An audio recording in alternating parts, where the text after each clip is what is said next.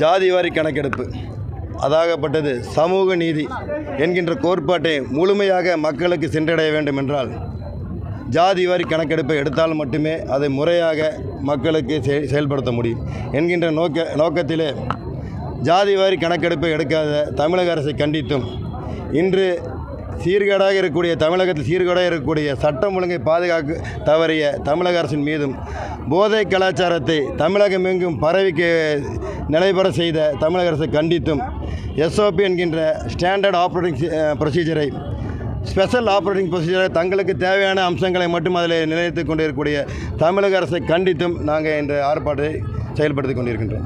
Gas cylinder தட்டுப்பாடுக்கு ஒன்றிய அரசு என்ன நடவடிக்கை எடுக்கணும்? நிச்சயமாக அதற்குண்டான அறிக்கை தளபதி அவர்கள் கூடியவர்கள் அறிவிப்பார். இலவசங்கள் வேண்டாம் என்று சொல்லிய விஜயை மீண்டும் வந்து இலவச திட்டங்களை அறிவித்தார்னு பல்வேறு கட்சிகள் கருத்து தெரிவித்தார். இல்லை, அதாவது இதுக்கு நான் தெளிவுபடுத்த கடமைப்பட்டுள்ளேன். அதாவது தளபதி அவர்கள் மக்களுக்கு கிடைக்கக்கூடிய மக்களுக்கு செல்லக்கூடிய எந்த ஒரு திட்டத்தையும் மக்கள் பயன்பெறக்கூடிய எந்த ஒரு திட்டத்தையும் அவர்களுக்கு கிடைக்கக்கூடிய எந்த ஒரு பலனையும் தமிழக வெற்றிக்கழகம் என்றுமே தடுத்ததும் கிடையாது, அதற்கு விமர்சனம் பண்ண கிடையாது.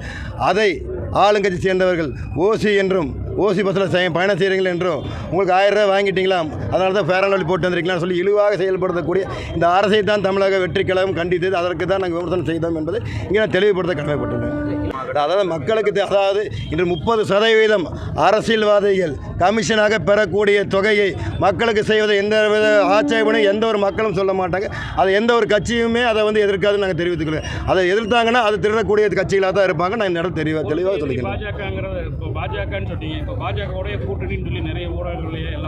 சார், ஊடகங்கள் சொல்லியிருக்காங்க, தமிழக வெற்றிக்கழகம் சொல்லிச்சாங்கிறது தான் கேள்வியாக இருக்கிறது. தமிழக வெற்றிக் கழகத்தின் தலைவர் அவர்கள் தான் கூட்டணி முடிவை எடுப்பார்.